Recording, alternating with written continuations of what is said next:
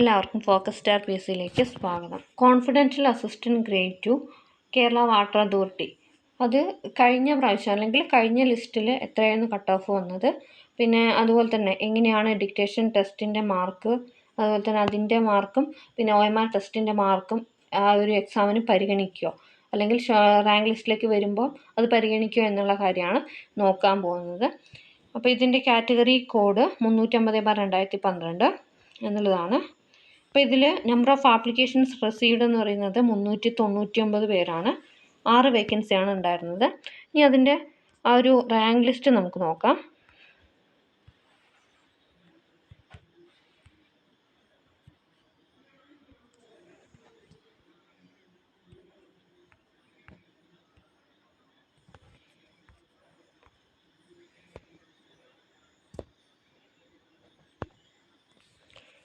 Rank ലിസ്റ്റിൽ ഇതിൽ നമ്മൾ OMR ടെസ്റ്റിൻ്റെയും പിന്നെ അതുപോലെ തന്നെ ഡിക്റ്റേഷൻ ടെസ്റ്റിൻ്റെയും രണ്ടിൻ്റെയും മാർക്ക് ഉൾപ്പെടുത്തിയിട്ടാണ് റാങ്ക് ലിസ്റ്റ് പ്രസിദ്ധീകരിച്ചിരിക്കുന്നത്. ഓക്കെ, അപ്പോൾ ഇവിടെ നോക്കാം.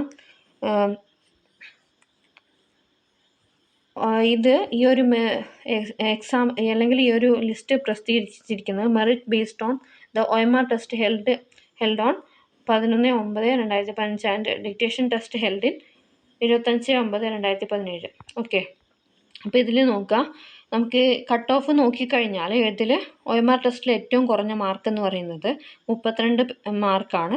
പിന്നെ അതുപോലെ തന്നെ ഡിക്റ്റേഷൻ ടെസ്റ്റിൽ വരുമ്പോൾ 2 മാർക്കാണ് വരുന്നത്. രണ്ടിനും കൂടി കമ്പൈൻ ചെയ്തിട്ടാണ് വരുന്നത്. അപ്പോൾ രണ്ടിനും കൂടിയിട്ട് രണ്ട് ടെസ്റ്റിൻ്റെയും കൂട്ടിക്കഴിഞ്ഞാൽ 40 മാർക്കാണ് ഇവിടെ കട്ട് ഓഫായിട്ട് വന്നിരിക്കുന്നത്. ഓക്കെ, അപ്പോൾ ഇനി വരുന്ന കോൺഫിഡൻഷ്യൽ അസിസ്റ്റൻറ്റിന് ഇതുപോലെ തന്നെ ആയിരിക്കും. OMR ടെസ്റ്റിൻ്റെയും അതുപോലെ തന്നെ ഡിക്റ്റേഷൻ ടെസ്റ്റിൻ്റെയും രണ്ടിൻ്റെയും മാർക്കിൻ്റെ ബേസിലാണ് റാങ്ക് ലിസ്റ്റ് പ്രസിദ്ധീകരിക്കുക. ഓക്കെ, അപ്പോൾ ഈ കാര്യങ്ങൾ മനസ്സിലായെന്ന് വിചാരിക്കുന്നു. Thanks for watching. Have A nice day.